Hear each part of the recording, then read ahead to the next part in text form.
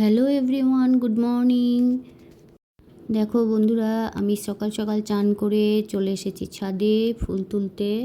আজকে বেশ কিছুটা জবা ফুল ফুটেছে, আর নিচে দেখো কাঞ্চন ফুল ফুটেছে অনেক। দেবো আর দেখো ও উঠে ওখানে বসে আছে। এই নাম সোনা, নামো নামো, লক্ষ্মী সোনা আমার, নামো নামো নামো। ওখানে কিছু নেই বাবা, পুজো দেবো তো, দেরি হয়ে যাচ্ছে।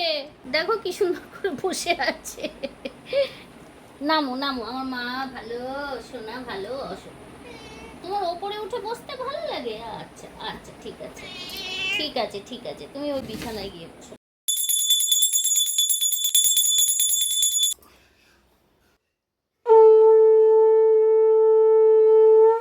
পুজো দিয়ে সকালের টিফিন খেয়ে আমি বসে গেলাম সবজি কাটতে। আজকে ভেন্ডি আলুর পোস্ত করব, আর কালকের মাছের ঝোল রয়েছে সেটাই খাবো। এই গরমে আর রান্নাবান্না করতে একটুও ভালো লাগছে না।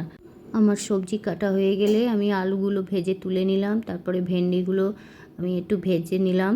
ভাজা ভাজা হয়ে গেলে ভেন্ডিগুলো তুলে নিলাম, নিয়ে একটু পেঁয়াজ কুচি দিয়ে পোস্ত আর একটু তিল বাটা দিয়ে সেগুলো ভালো করে কষিয়ে তারপরে ভেন্ডি আলুটা দিয়ে আবার কষিয়ে তারপরে জল ঢেলে দেবো। এইভাবেই আমি ভেন্ডি আলুর পোস্তটা রান্না করি, খেতে কিন্তু খুব ভালো হয়। তোমরাও করে খেয়ে দেখো, বেশ ভালো। আমার ছোটো মেয়ে হানিমুনে বালি গিয়েছিল, সেখান থেকে কি কী এনেছে আমি তোমাদের সঙ্গে পরে শেয়ার করব।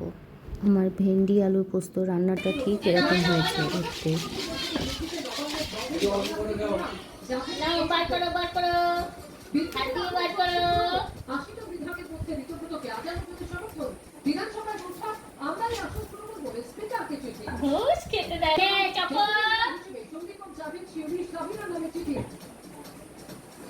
তোরাই তো সব খেয়ে নিচ্ছিস,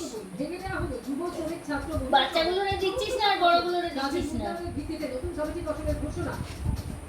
আজ থেকে মহিলাদের অ্যাকাউন্টে ৩,০০০ অন্নপূর্ণা যোজনার সূচনা করলেন মুখ্যমন্ত্রী। কোটার মধ্যে মুখ ঢোকায় না, আর দিয়ে বের করো। বাস রান্না অনেক খেয়েছো,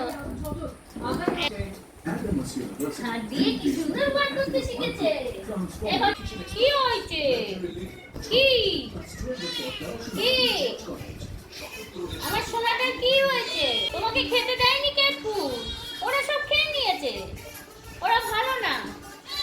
তুমি তাড়াতাড়ি বড় হয়ে যাও, তাড়াতাড়ি বড় হয়ে যাও। হ্যাঁ তাড়াতাড়ি চলো, আসো আসো, ঘুমাবা, আসো। হ্যাঁ বিছানায় আসো, ঘুমাতে হবে, আসো ঘুমাতে হবে, ঘুমাতে হবে। আজকের ব্লগটা এখানেই শেষ করলাম, বাই।